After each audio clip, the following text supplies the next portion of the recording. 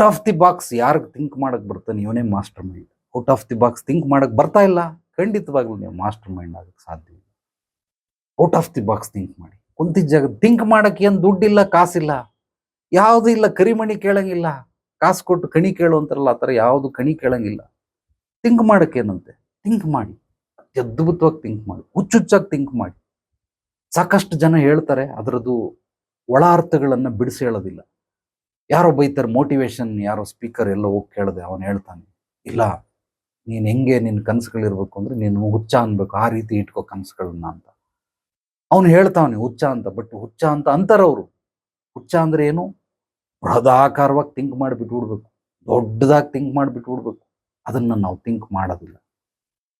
ಯಾವಾಗ ನಿಮಗೆ ಈ ಥಿಂಕ್ ಮಾಡೋ ಕೆಪಾಸಿಟಿ ಬರ್ತದೆ, ಆಗ ಮಾತ್ರ ನೀವೇನಾದರೂ ಸಮಾಜದಲ್ಲಿ ಅಥವಾ ನಿಮ್ಮ ಜೀವನದಲ್ಲಿ ಸಾಧನೆಗಳನ್ನು ಮಾಡ್ತೀರಾ, ಅಥವಾ ನೀವು ಅಂದ್ಕೊಂಡಿದ್ದನ್ನಾದರೂ ಪಡ್ಕೊಳ್ತೀರಾ. ನೀವು ಎಲ್ಲಿ ಹೋಗಿ ಮುಟ್ಟಬೇಕು ಅಂತೀರೋ ಅಲ್ಲಾದರೂ ಮುಟ್ತೀರಾ.